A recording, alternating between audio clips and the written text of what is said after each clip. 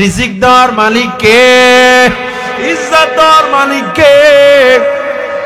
আরো জোরে বলেন, বেইজ্জতি করার মালিক কে? ওয়া তুইজ্জু মান তাশা,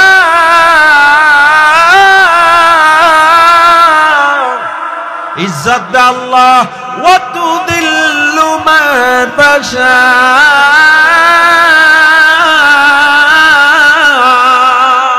বেইজ্জতি করে আল্লাহ, ঠিক কিনা জোরে কোন?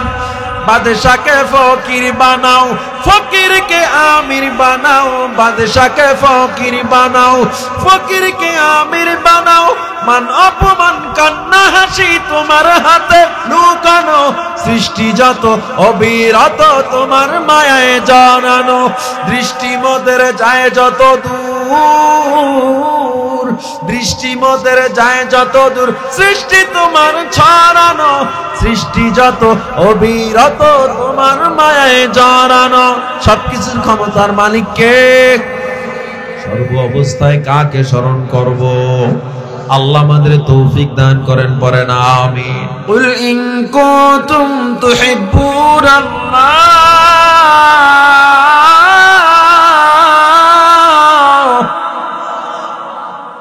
ফাত্তাবিউনি ইউহিব্বুকুমুল্লাহ। হে নবী, জানায় দেন, কেউ যদি আমি আল্লাহকে ভালোবাসতে চায়, সে যেন আপনার অনুসরণ করে। তার মানে বোঝা যায়, আল্লাহকে পেতে হলে, জান্নাত পেতে হলে নবীর ভালোবাসা আনুগত্য ছাড়া পাওয়া যাবে না, ঠিক কিনা?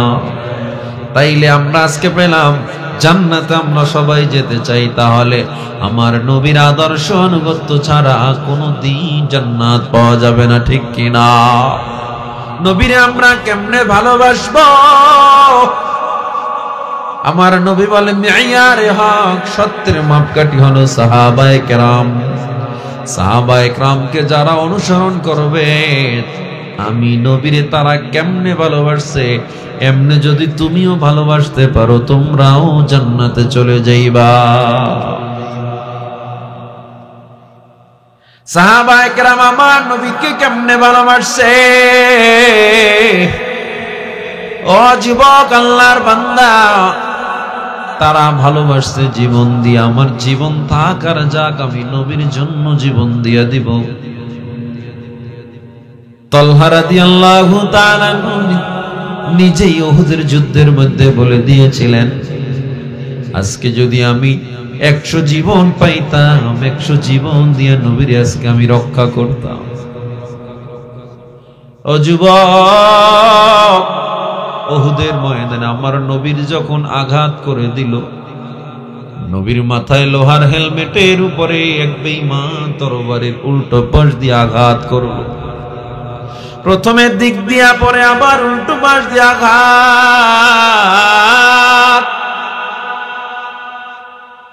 লোহার কড়া ভেঙে আমার নবীর কপালের মধ্যে ঢুকে যায়, নবী দাঁত ভেঙে শহীদ হয়ে যায়।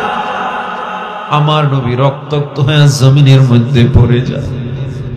নবীর আয়েশা, হযরত ওমর, আলী, আবু বকর, ওসমান সবাই জড়ায়া ধরছে। আমার নবী ডাক দিয়া কয়, আলী, আবু বকর, ওসমান, আমারে ধরা লাগবে না, তলহারে গিয়া ধরো। কারণ তলহা আমাকে রক্ষা করতে গিয়া একটা দুইটা না, 70টা তীর বর্ষার আঘাত তলহার গায়। একটা তীরের আঘাতে মানুষ দাঁড়াতে পারে না, 70 তীর বর্ষার আঘাত নিয়ে তলহা দাঁড়ানো। ও মোর, আমারে ধরা লাগবে না, তোমরা যাও, তলহারে গিয়ে ধরো। সহিহ বুখারীর হাদিস। যায় ধরো। হযরত ওমর, আলী, আবু বকর দেখে নবীর অবস্থা খারাপ, নবী বেহুশ হয়ে যাচ্ছে অবস্থা। আমার নবীর কপালের মধ্যে লোহার কড়া ঢুকে রইছে। হযরত ওমর নিজের দাঁত দিয়ে যখন লোহার কড়াটা টান দিল, ওমরেরও 2টা দাঁত ভেঙে জমিনে পড়ে গেল। আমার নবী চোখ 2টা মেলে কয়, ওমর, তোমার কি কষ্ট হয় না? হযরত ওমর কয়, কি বললেন নবী আমার? আমার কিসের কষ্ট? আপনি রক্তাক্ত, আমার কিসের কষ্ট নবী আমার? আমি যদি শুনতাম আপনার গা থেকে রক্ত ঝরবে না, আমার ওমরের জীবনের বিনিময়ে আমি স্বাচ্ছন্দ্যে আমার জীবন দিয়ে দিতাম, তবু আপনার রক্ত ঝরতেছে আমি সহ্য করতে পারি না। আমি ওমরের তরবারিকে কে যেন অতিক্রম করে আপনার গায়ে আঘাত করে দিল নবী। ওই আল্লাহর কসম, যেই আল্লাহর হাতে আমার জান নবী আমার, আজকে যদি আমি তারে এখন পাই, আমার তরবারি থেকে তার শরীর দ্বিখণ্ডিত না হয়ে আমার তরবারির খামের মধ্যে ঢুকবে না। জোরে জোরে কোন আল্লাহু আকবার। হে আমার যুবক ও আমার বিবারিয়ার মুসলমান, ভালো করে লক্ষ্য করে শুনে নেন কেমন ছিল নবীর মোহাব্বত। আমার নবী তলহাকে বারবার বলে তাকে গিয়া ধরো, কারণ আমার নবী যখন অসহায় একা, নবীর উপরে আঘাত, বেঈমানরা নবীর গায়ে তীর মারতেছে, তলহা গিয়া যেদিক থেকে তীর আসে সেদিকেই নিজের বুকটারে ঘুরায়া দেয়, যেদিক থেকে তীর আসে সেদিকেই বুকটারে ঘুরায়া দেয়। আমার নবী চোখের পানি ছেড়ে কান্না করে আর কয়, তলহা রে, তোমার কি কষ্ট হয় না? তোমার গায়ে তীর লেগে গেছে, একটা তীরের আঘাতে মানুষ যেখানে দাঁড়াতে পারে না, তলহা 70 বর্ষার আঘাত নিয়ে দাঁড়ানো। আমার নবীরে তলহা টান দিয়া কাঁধে উঠাইয়া ফেলছে। আহারে, যেই মানুষ দাঁড়াইতে পারি না একটা তীরের আঘাতে, তলহা সেখানে তো দাঁড়ায়া রইছে, আমার নবীরে টান দিয়া কাঁধে উঠাইয়া ফেলছে। নবীরে নিয়ে পাহাড়ের চূড়ায় চলে গেছে, ওদের পাহাড়ে, যেই পাহাড়ে কোনো সিঁড়ি নাই, যেই পাহাড়ে এখন কত ধরার সিস্টেম। ওই ধুধু মরুভূমির মধ্যে গোটা পাথরের পাহাড়গুলো উত্তপ্ত করো। এরপরেও তলহা নবী নিয়ে চলে যায়। আমার নবী ডেকে বলে, তলহা, তোমার কি কষ্ট হয় না? তলহা ডেকে বলে, পয়গম্বর, আমার কষ্ট হয় না, তবে আমার এক জায়গায় একটা কষ্ট আছে। আমার নবী কয়, কিসের কষ্ট? কয়লি আন্নালি নাফসান ওয়াহিদা, আল্লাহ আমারে কেন একটা জীবন দিল, এইটা আমার কষ্ট হইতেছে। আজকে যদি আল্লাহ আমারে 100 জীবন দিত, 100 জীবন আমি আপনার জন্য কুরবানি করে দিতাম। हर के दारद आमेले सल्लो मुदाम आतिशे दोज़ख शवाद बरवाए हाराम। কেমন ছিল নবীর প্রতি তাদের ভালোবাসা, কেমন ছিল ত্যাগ। ও মুসলমান ইমানদার আল্লাহর গোলাম, মদিনার জিন্দেগিতে নবী আমার হঠাৎ করে হাউমা করে কান্না করে উঠতেন। একদিন সাহাবা প্রশ্ন করে, পয়গম্বর, হঠাৎ করে আপনি কেন কান্না করে উঠেন? কোন প্রসঙ্গ ছাড়া কেন কাঁদেন? আমার নবী কয়, আমি কোনো প্রসঙ্গ ছাড়া কান্না করি না। আমার যখনই তলহার কথা মনে পড়ে যায়, আমি চোখের পানি ধরে রাখতে পারি না। কেন জানো? একটা মানুষ তীরের আঘাত সহ্য করে দাঁড়াতে পারে না, আর 70টা তীর বর্ষার আঘাত নিয়ে তলহা আমার কাঁধে করে পাহাড়ের চূড়ায় চলে গিয়েছিল। একটু জোরে জোরে কোন আল্লাহু আকবার। জীবনটারে সাজাও আল্লাহর রঙে, নবীর রঙে জীবন সাজাও। जिंदगी है अज़बराए बंदगी, जिंदगी है अज़बराए बंदगी, जिंदगी पे बंदगी शर्मिंदगी, आयुष औशरत के लिए दुनिया नहीं, याद रख तू बंदा है मेहमान ही, याद रख तू बंदा है मेहमान ही। কেমন ছিল তাদের মোহাব্বত, কেমন ছিল তাদের ভালোবাসা। নবীজি আমার মক্কার জমিনে তখন মদিনায় আসে নাই, বেলাল রাদিয়াল্লাহু তাআলা আনহু কামারশালায় কাজ করে। হযরত বেলাল, হযরত খাব্বাব রাদিয়াল্লাহু তাআলা আনহু তিনিও কামারশালায় কাজ করে আসছেন। হযরত খাব্বাব রাদিয়াল্লাহু তাআলা আনহুর সুন্দর একটা যোগ্যতা ছিল, সুন্দর করে তরবারি বানাতেন, তীর বানাতেন, তার মতো এত সুন্দর করে কেউ বানাইতো না। এজন্য আম্মার তাকে হায়ার করে নিয়ে গেলেন তার চাকরি করানোর জন্য। একদিন খাব্বাব ওই লোহা দিয়া তরবারি বানায়, তরবারির ডিজাইন করে, তীরের ডিজাইন করে, বল্লমের ডিজাইন করে, গায়ের পোশাকের লোহার যুদ্ধের ডিজাইন করে। খাব্বাব রাদিয়াল্লাহু তাআলা কয়লার মধ্যে, ওই আগুনের মধ্যে যখন লোহা ঢুকায়া হাপড় দিতেছে, হাওয়ায় টান দিতেছে, হঠাৎ করে তাকায় দেখে একদল লোক জংলার সামনে দিয়ে চলে যাচ্ছে। হযরত খাব্বাব রাদিয়াল্লাহু তাআলা তাকায়া দেখলেন ওই সামনে যে ব্যক্তি হাঁটতেছে তার চেহারায় এত নূর, এত আলো, দেইখা খাব্বাব আর বসে থাকতে পারে না, দৌড় দিয়া গিয়া সামনে দাঁড়াইছে। সামনে দাঁড়ায় কয়, ও আগন্তুক, আমার একটু কথা শুনে যাবেন, আমি আপনার সাথে একটু কথা বলতে চাই। আগন্তুক ঘোড়া থেকে নিচে নেমে গেল। এবার খাব্বাব চেহারার দিকে তাকায় এত মায়া, এত মায়ায় পড়ে যায়।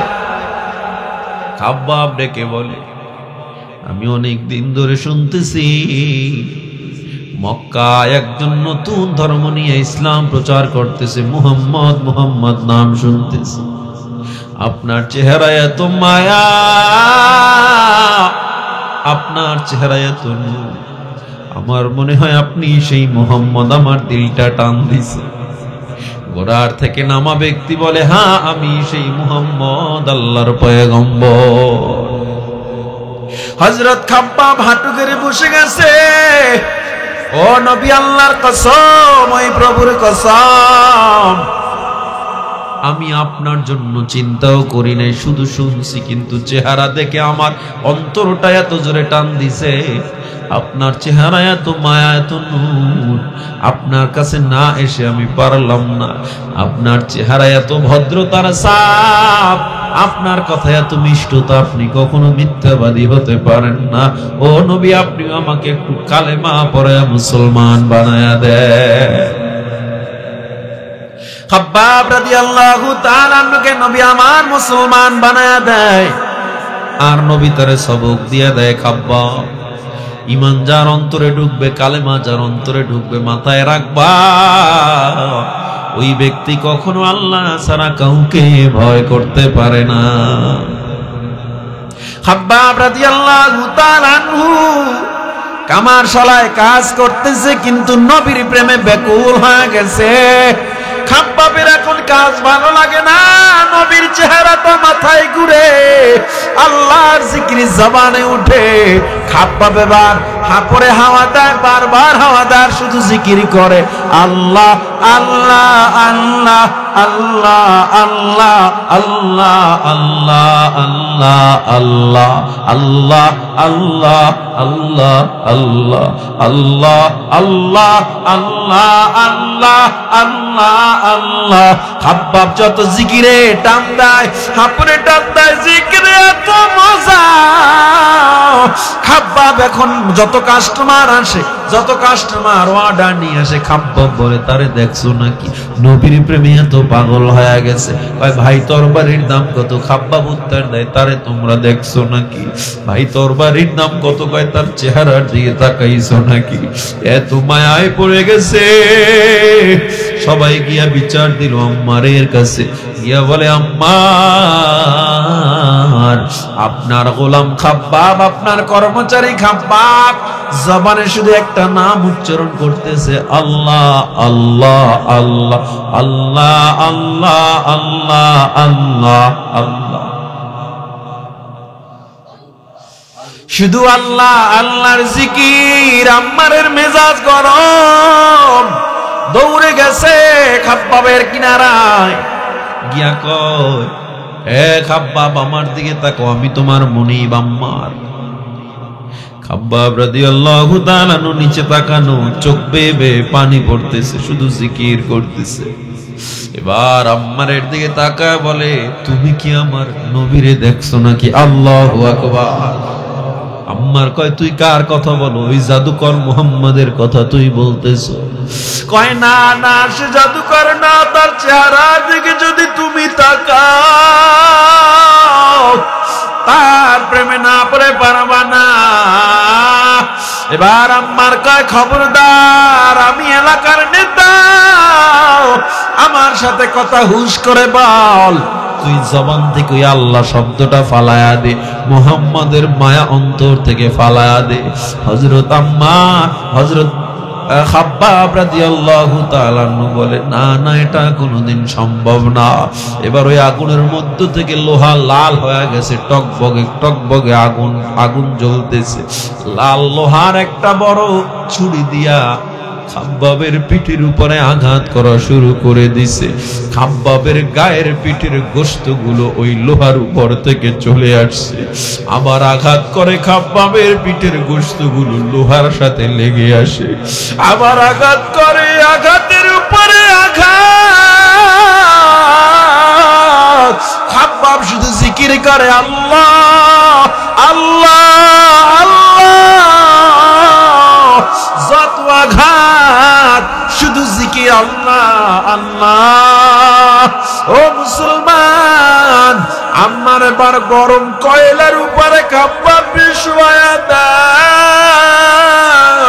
খাব্বাবের পিঠের চর্বিগুলো পরে আগুনের কয়লা নিভে যায়, আবার বুকের উপরে পাথর চাপা দিয়া খাব্বাবরে চেপে ধরছে। খাব্বাব শুধু জবান থেকে একটা নাম বলে, আল্লাহ আল্লাহ আল্লাহ আল্লাহ আল্লাহ আল্লাহ আল্লাহ। খাব্বাবরে যত মারে, খাব্বাব শুধু বলে আল্লাহ আল্লাহ আল্লাহ। কয়, মুহাম্মাদের মহব্বত অন্তর থেকে ফলা কয় সম্ভব না। এই খাব্বাবকে হযরত আবু বকর সিদ্দিক রাদিয়াল্লাহু তাআলা মুক্ত করেছিলেন।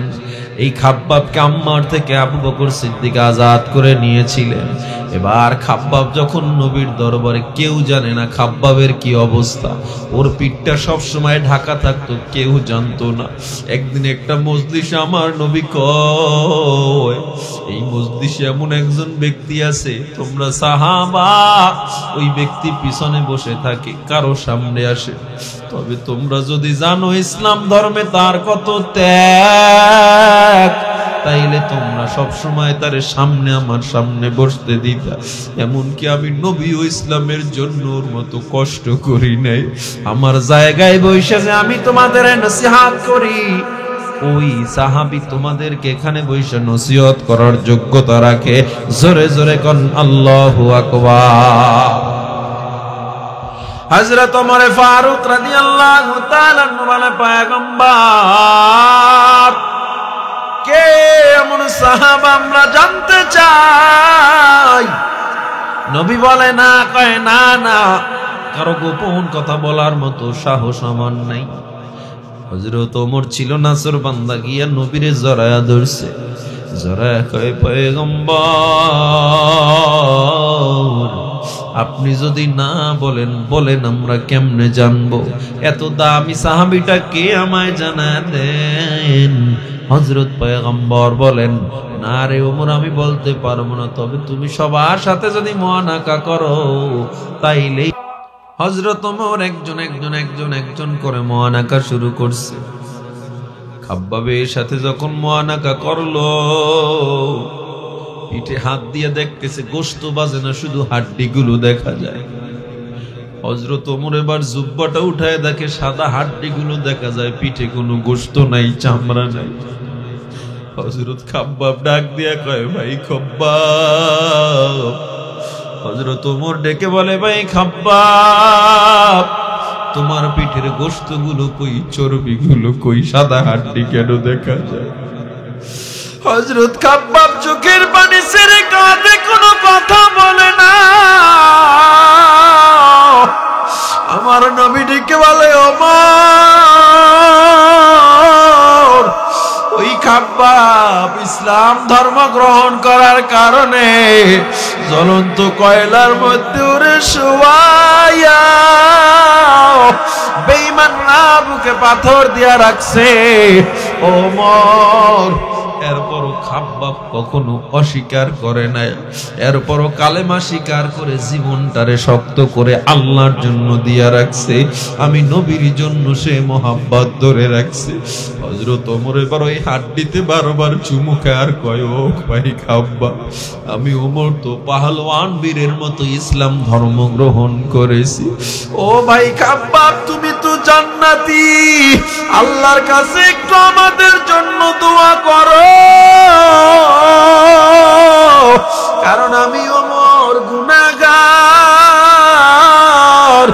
আমি তরবারি নিয়ে আমার মায়া নবীর মারতে যাচ্ছিলাম, আল্লাহ আমারে দয়া কইরা কালেমার সম্পদ আমারে দিছে, আর তুমি এত কষ্ট করেছো, তুমি না জানি কত দামি হয়ে আছো। ও ভাই খাব্বাব, আমাদের জন্য একটু দোয়া করো। হযরত ওমর মজলিসে দাঁড়া কয়, তোরা যদি কেউ জান্নাতি মানুষ দেখতে চাও, খাব্বাব রে দেখ। আল্লাহু আকবার, জোরে বলেন আল্লাহু আকবার। ও মুসলমান ইমানদার আল্লাহর গোলাম, কেমন ছিল তাদের আত্মত্যাগ, কেমন ছিল তাদের আত্মত্যাগ। খুবাইব রাদিয়াল্লাহু তাআলা আনহু পুরো মক্কার মধ্যে শুলের মধ্যে চড়াইয়া গায়ের চামড়াগুলো টেনে টেনে ছুটাইতেছিল। তখন বলতেছিল, ও খুবাইব, তুমি যদি এখনো কালেমা ছেড়ে দাও, তোমারে আর কষ্ট দেওয়া হবে না। হযরত খুবাইব ডাক দিয়া কয়, আমার কালেমা তো দূরের কথা, আমার জবান থেকে, আমার জিহ্বা থেকে তুমি আল্লাহর নামই তো সরাইতে পারবা না। এদিক দিয়া গায়ের চামড়াগুলো খুলে ফেলতেছিল। তাদের ছিল মোহাব্বত ঈমানের প্রতি। এ বান্দা, এই কথাগুলো যদি মনে হয় তোমার অবিশ্বাস্য, একটা বার চিন্তা করে দেখো, আসিয়া ছিল ফিরাউনের স্ত্রী। ওই আসিয়া আল্লাহরে মেনে কত কষ্ট সহ্য করে নিয়েছিল। কখনো আসিয়া ফিরাউনকে বুঝতে দেয় নাই যে গোপনে গোপনে আল্লাহর ইবাদত করে। আসিয়ার একজন ফিরাউনের একজন দাসী ছিল। ফিরাউনের দাসী আসিয়ার প্রেমে পইরা আসিয়ার সাথে থাকতে থাকতে ফিরাউনের দাসীও কালেমা পড়ে ফেলল। এবার ফিরাউনের একটা মেয়ে ছিল, ওই মেয়ের চুল আশ্রয়া দিতেছিল দাসী, চুল আশ্রাইতেছিল। আসিয়া কেমন মানুষ, যার কথা আল্লাহ কোরআনে উঠায়া দিছে। ও মুসলমান, আসিয়া চুল আশ্রাইতেছিল, ফিরাউন মেয়ের চুল ওই দাসী আশ্রাইতেছিল। ওই দাসী যখন ফিরাউনের মেয়ের চুল আশ্রয়, হঠাৎ হাতের থেকে চিরুনিটা নিচে পড়ে যায়। ওই দাসী এবার ইন্না লিল্লাহ বলে চিরুনিটা উঠায়। ইন্না লিল্লাহ বলে যখন চিরুনিটা উঠায়, ফিরাউনের মেয়ে ডাক দিয়া কয়, তোমার মুখ থেকে একটা শব্দ পাইলাম, ইন্না লিল্লাহ, সব মানে আল্লাহর জন্য। এই আল্লাহটা আবার কে? মুসার আল্লাহর কথা বললা নাকি? দাস বলে, হ্যাঁ, আমি মুসার আল্লাহর কথা বলেছি। তোমার এত বড় সাহস, আমার বাবার সামনে তুমি কেমনে এটা করলা? তুমি আমার বাবার গোলাম দাসী, তোমার এত বড় সাহস, তুমি কেমনে তার সামনে মুসার আল্লাহর কথা বলতেছ? তার রাজত্বে বৈশা তুমি মুসার আল্লাহরে কেন ডাকো? ফিরাউনের মেয়ে এবার ফিরাউনকে গিয়া বলে, বাবা, তোমার দাসী তোমার রাজ্য থেকে মুসার আল্লাহরে ডাকে, আল্লাহর উপর ঈমান আনছে। ফিরাউনের মাথায় রক্ত উঠে গেছে। কি বলতেছো? দৌড়ে গিয়া উজিরকে বলে, শুনছো নাকি এই অবস্থা? এর যদি কঠিন বিচারের আওতায় না আনা হয়, গোটা আমার খোদাইত্বের উপরে একটা প্রশ্ন চলে আসবে। এবার মজলিস সাজানোর পর, মজলিস সাজানো হলো, ফিরাউনের দাসীর এবার আযাব দিবে, কষ্ট দিবে, এমন দৃষ্টান্ত উপস্থাপন করবে যে গোটা মিশরের মানুষ মনে রাখবে কেমন কষ্ট তারে দেওয়া হচ্ছে। ওই দাসীর 5টা বাচ্চা ছিল, তাফসীরে পাওয়া যায়। একটা বাচ্চা ছিল দুধের বাচ্চা। ফেরাউনের দাসীরে যখন গরম বালের উপরে শোয়া, রৌদ্রের ভিতরে শোয়া রাখছে, হাত পাও বাঁধা, ছোট বাচ্চাটা মা মা বলে চিল্লায়, মা দুধ দাও, মা দুধ দাও চিল্লায়। ফেরাউন সব বাচ্চাগুলোরে বাইধা রাখছে, ছোট বাচ্চাটারে ছেড়ে দিছে। বাচ্চাটা দৌড় দিয়ে মায়ের বুকের উপরে গিয়ে শুয়ে পড়ছে। শুয়া স্তন বের করে সেখানেই দুধ পান শুরু করলো। যখন ফেরাউনের অর্ডারে বাচ্চাটাকে মায়ের বুকের উপরে জবাই করে দেওয়া হয়, এবার ফেরাউন ডাক দিয়া কয়, ও দাসীরে, এখনো সময় আছে, মুসা আর আল্লাহরে তুই অস্বীকার কর, আমাকে খোদা বলে মেনে নে। দেখ, তোর বুকের উপরে তোর বাচ্চাটারে আমি জবাই করে দিলাম, তোর আরো যে 4টা বাচ্চা আছে 4টারে আমি জবাই করে ফেলবো। ওই বাচ্চাটার দিকে তাকাইয়া মার মন নরম হওয়ার কথা ছিল, কিন্তু মা ডাক দিয়া কয়, ও ফেরাউন, আমার সব বাচ্চারেও যদি জবাই দাও, আর আল্লাহ যদি আমারে আরো সন্তান দেয়, আরো জবাই দাও, আমি আমার আল্লাহর প্রেম আমার অন্তর থেকে সরাতে পারবো না।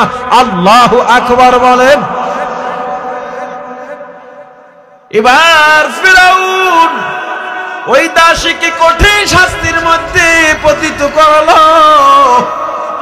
গরম তৈল টকবক করে ফুটাইতেছে, বিশাল ডেক সাজাইলো, ফেরাউনের দাসীর তৈলে ছেড়ে দিল। ফেরাউন কাছে গিয়া কয়, তুই যে এই রাজ্যের মধ্যে ইসলামের দাওয়াত পাইছো, এই যে মুসার আল্লাহরে পাইছো, বল কার মাধ্যমে তুই এটা দাওয়াত পাইছো, কালেমা পড়ছো? দাসী বলে, স্বয়ং তোমার বিবি আসিয়ার থেকে আমি দাওয়াত পাইছি। জোরে জোরে কোন সুবহানাল্লাহ। বিচার একটার জায়গায় 2টা দাঁড়ায় গেছে। এবার দাসীকে তৈলের মধ্যে ছেড়ে দিল। দাসীর গায়ের চামড়াগুলো, গোশতগুলো সব তৈলের সাথে মিলে গেল, হাড্ডিগুলো খড়কুটার মতো ভাসতেছে, খড়কুটার মতো ভাসতেছে। হে মুসলমান ইমানদার আল্লাহর গোলাম, এবার শুরু হলো আসিয়ার বিচার। আসিয়ারে ডাকা হলো। আসিয়া, দাসী বলে গেল, তোমার মাধ্যমে নাকি ইসলামের দাওয়াত পাইছি, তুমি কি মুসার আল্লাহরে মানো? দাসী তো চলে গেছে। আসিয়া এখন একটু ভয় পাওয়ার কথা না? যার অন্তরে কালেমা আছে সে আল্লাহকে ছাড়া কাউকে ভয় করতে পারে না। আসিয়া ডাক দিয়া কয়, হ্যাঁ আমিও সেই আল্লাহরে মানি। এবার আসিয়াকে ফেরাউন ডাক দিয়া কয়, ও আসিয়া, তুমি যদি না মানো, আমার আল্লাহ হিসাবে যদি না মানো, খবরদার জেনে নাও, ওই দাসীর যে হালত হইছে তোমারও সেই হালত হবে। এই কথা বলো কেন এখানে বসে? এই এত কথা বলো কেন? কতক্ষণ ধরে তাকাইতেছি বারবার, তারপরও খালি কথা বলো। আসিয়া বারবার বলে, আমি আল্লাহরে ভালোবাসি, আমি আল্লাহরে ভালোবাসি। ও মুসলমান ইমানদার, ফেরাউন কয়, তুমি যদি আল্লাহরে ভালোবাসো, আমারে খোদা বলে না মানো, তোমার এমন হালত হবে যে গোটা মিশরের মানুষ 1000 বছর পর্যন্ত মনে রাখবে। আসিয়া কয়, কোনো সমস্যা নাই, ও স্বামী আমার, আমি তোমার সাথে জিন্দেগিটা কাটায়া দিলাম, আজও পর্যন্ত তোমার কাছে আমি কোনো কিছু চাই না, তবে আজকে আমি একটা আবদার করি, তুমি আমারে এই মানুষের সামনে শাস্তি দিবা, তবে তুমি আমার ইজ্জত নষ্ট করে শাস্তি দিবা না। ফেরাউন কয়, না না, তোর বেইজ্জতি করে আমি শাস্তি দিব। হযরত আসিয়ার শুলের মধ্যে চড়ানো হলো। শুলের মধ্যে চড়াইয়া আসিয়ার গায়ের চামড়াগুলো টেনে টেনে ছিঁড়ে ফেলা হয়। আর ডাক দিয়া কয়, আসিয়া, তুমি যদি এখনো অস্বীকার করো, তোমারে কিন্তু শেষ পর্যন্ত মেরে ফেলবো। আসিয়ার গায়ের চামড়াগুলো খুলে ফেলতেছে। এরপরও আসি একটা বারের জন্য আল্লাহরে ভুলে নাই, একটা বারের জন্য আল্লাহর নাম ভুলে নাই। আসিয়া তখন একটা শব্দ বলছে, রব্বুনাল্লাহ, রব্বুনাল্লাহ। আরো একটা দোয়া করছে, ও দয়ার আল্লাহ, তুমি আমারে জান্নাতে তোমার পাশে আমারে একটা ঘর দিও আল্লাহ। মালিক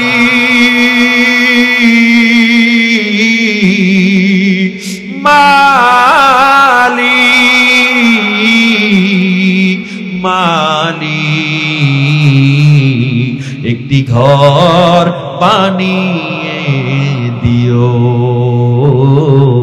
একটি ঘর বানিয়ে দিও।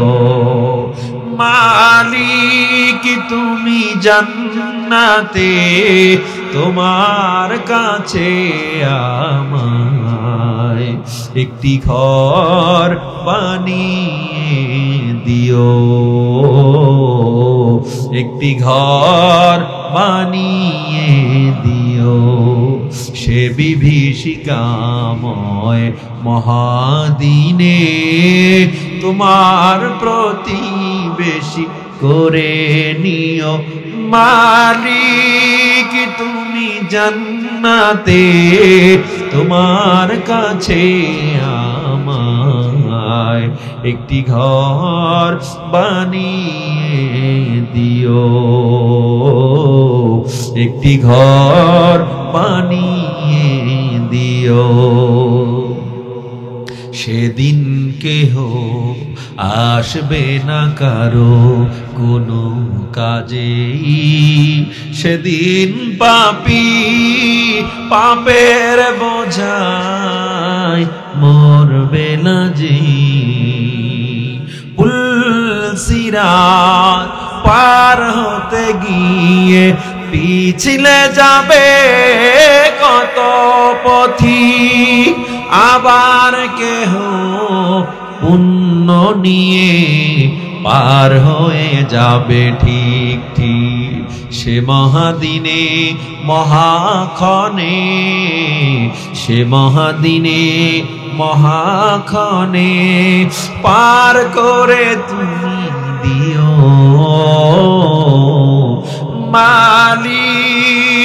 মালিক তুমি জান্নাতে তোমার কাছে আমায় একটি ঘর বানিয়ে দিও, একটি ঘর বানিয়ে দিও। সবাই কর ইনশাআল্লাহ। আল্লাহ আমাদের জন্য ঘর দিবে না ইনশাআল্লাহ?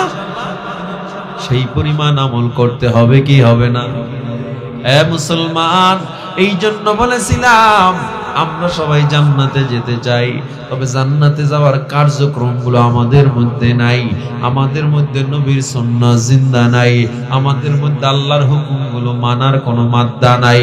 নামাজ নাই, রোজা নাই, হজ নাই, যাকাত নাই, পর্দা নাই, সুদ খাই, ঘুষ খাই, অন্যায় করি, মানুষের হক নষ্ট করি।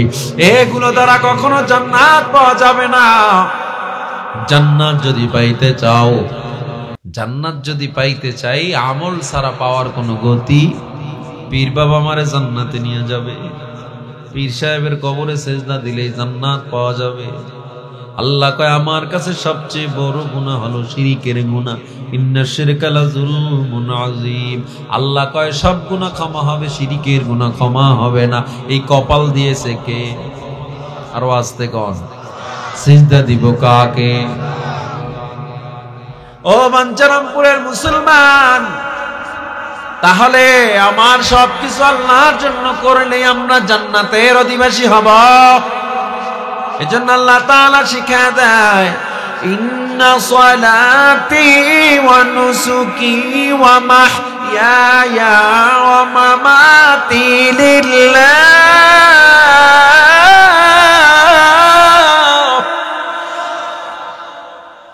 ওয়া মাহইয়ায়া ওয়া মামাতি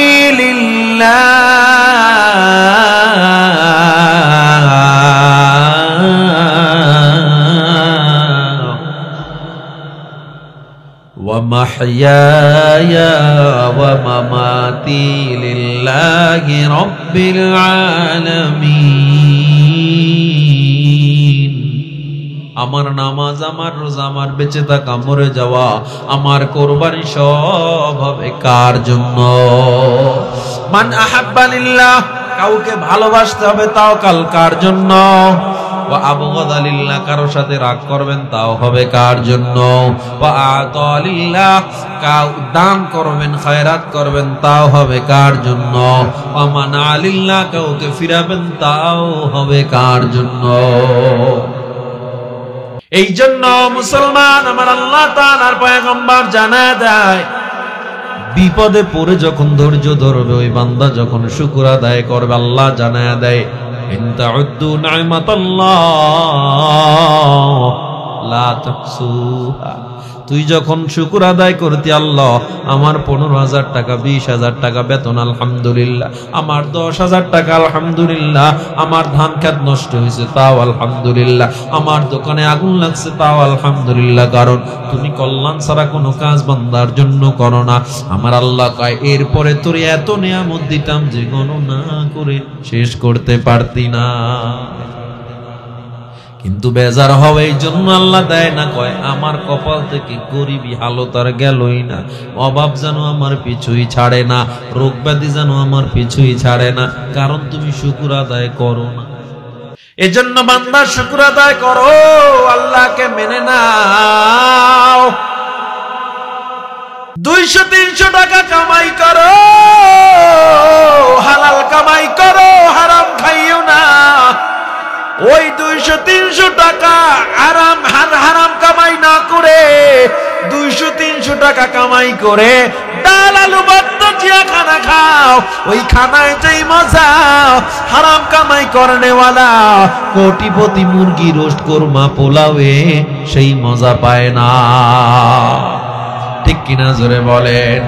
কোটি টাকার মালিকই দেখো অভাব হয় না দূর, গরিবে ঘুমায় গাছতলাতে মনটা বাহাদুর। ফেরাউনের লাশটা দেখো মিশর জাদু ঘরে, খায় না মাটি পোকা মাটি সবাই ঘৃণা করে। জ্ঞানী যারা বুঝে তারা শুধুই ইশারায় নির্বোধকে বুঝাইতে কে পারে কোথায়। উঁচু জমিনের পানি যেমন নিচু জমিনে যায়, তেমনি আল্লাহর রহমত আসে নম্রতার হৃদয়। ভোগ বিলাসের বাড়ি গাড়ি পরে রবে সব, থাকতে সময় স্মরণ করো আল্লাহ আমার রব। থাকতে সময় স্মরণ করো আল্লাহ আমার রব। কে আমাদের রব? আরো জোরে বলেন, কে আমাদের রব? রিজিক দেওয়ার মালিক কে? ইজ্জত দেওয়ার মালিক কে? আরো জোরে বলেন, বেইজ্জতি করার মালিক কে?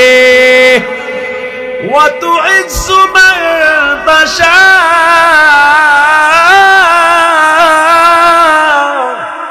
ইজ্জত দে আল্লাহ।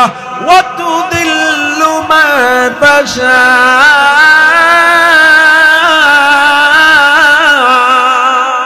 বেইজ্জতি করে আল্লাহ। ঠিক কিনা যারা কন? বাদশাকে ফকির বানাও, ফকিরকে আমির বানাও। বাদশাকে ফকির বানাও, ফকিরকে আমির বানাও। মান অপমান কান্না হাসি তোমার হাতে লুকানো, সৃষ্টি যত অবিরত তোমার মায়ায় জানানো।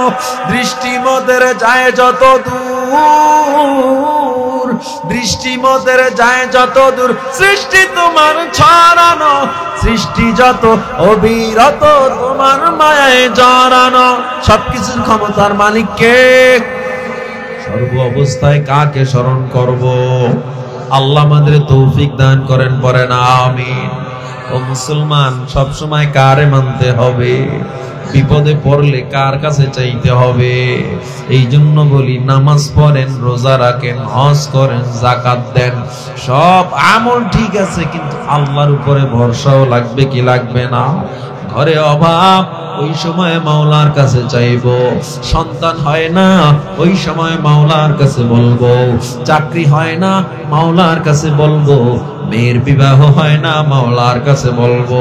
সম্পদে কমতি, ঘরে অভাব, যায় নামাজটা বিছে আমার আল্লাহরে যদি একটা ডাক দাও, আর ডেকে বলো রে আল্লাহ, আমার মতো গুনাহগার কেউ নাই আল্লাহ। তওবা করলাম, আল্লাহর গুনাহ করব না। ও দয়ার আল্লাহ, আমি বড় গরিব, আমি বড় গুনাহগার। আল্লাহ আমার জীবনের গুনাহ ক্ষমা করো, নবীর সাহাবীদের মতো আমারে তোমার পথে থাকার তৌফিক দাও। আমার সংসারে অভাব, আমার সন্তানের চাকরি হয় না আল্লাহ। আল্লাহ গো, দুনিয়া সব অভাবগুলো দূর করে দাও আল্লাহ। আল্লাহ গো, আমার ক্ষেত খামারে ফল ফ্রুট বাড়ায় দাও আল্লাহ।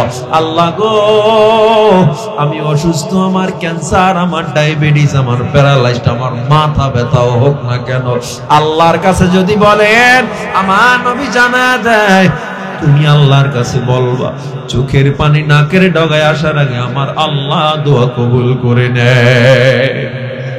এই জীবনে না করিলাম বন্দেগি, গুনাহ করে কাটাইলাম জিন্দেগি, গুনাহ করে কাটাইলাম জিন্দেগি। তওবা করে আবার তওবা ভাঙ্গিলাম, তওবা করে